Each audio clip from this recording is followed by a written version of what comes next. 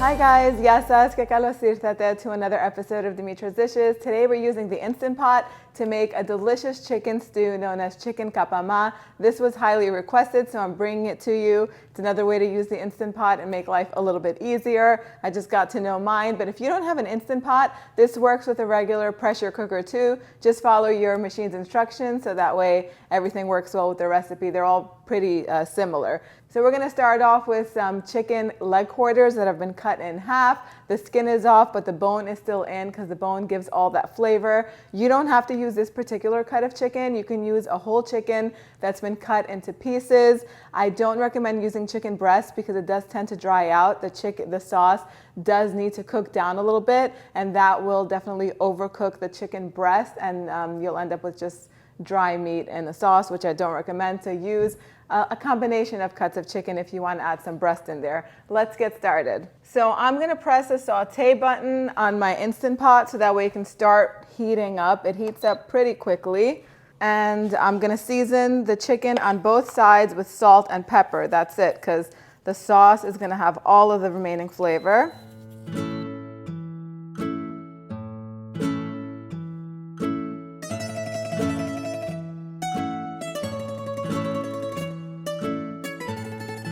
So I'm going to add about 1/4 cup of olive oil to the pot. And I'm going to brown the chicken in a few batches because it's not all going to fit in there. About 3 or 4 minutes on each side until it gets nice and golden.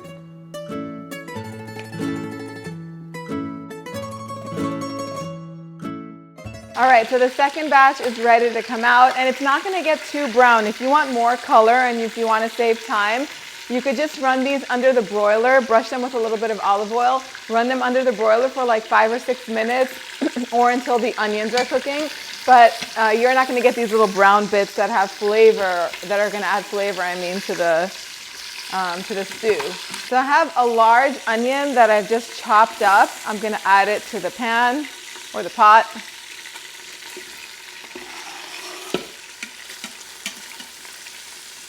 And I'm also going to hit it with a little pinch of salt because we flavor every step of the way. And this is going to saute for about 8 or 9 minutes or until the onions are nice and soft and golden. They're going to help the bits that are stuck to the bottom of the pot release because the onions release their juices. And it's just going to help deglaze the bottom of the pot. I keep wanting to say pan, but it's a pot.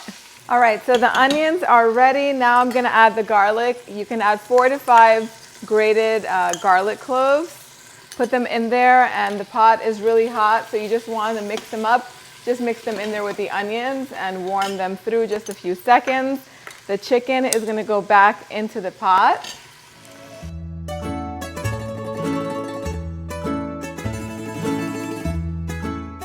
Now a cinnamon stick I'm putting in there. Hopefully my kids won't notice the taste. They don't like it in savory food, but it is very traditional in this dish, so I am putting it in there. Cloves are also very traditional, but I'm not going to put them in because no one's going to eat it. No one likes cloves in stews in my house, but if you have 3 or 4 cloves and you like the flavor, throw them in there. They're also very traditional. I'm going to put 28 ounces of canned tomatoes that I've just pureed. I'm going to rinse this out. This is not going to go to waste. A little bit of salt, black pepper. I also add some crushed red pepper flakes for just a little kick of heat. They're really not very spicy, but everyone's heat tolerance is different. Give everything a little mix.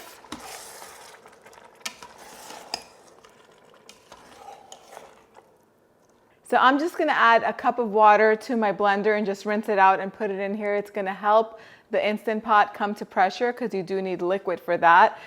If you're not pureeing your tomatoes in the blender and you're chopping them up, if you're using fresh tomatoes or you're using canned diced tomatoes, just put them in there and then add another cup of water to it. I like to puree my tomatoes because everyone in the house likes a very smooth sauce, so that's the reason I do that. You don't have to do it. I'm going to put the lid on and put the valve on to seal so that way the pressure stays in there. And I'm going to pressure cook it on high for 10 minutes. Then I'm going to leave it alone and let it naturally release for another about 10 minutes. After that, I'm going to release whatever pressure is left in there by opening up that valve. And then we're going to taste add some parsley, and it's gonna be ready to serve.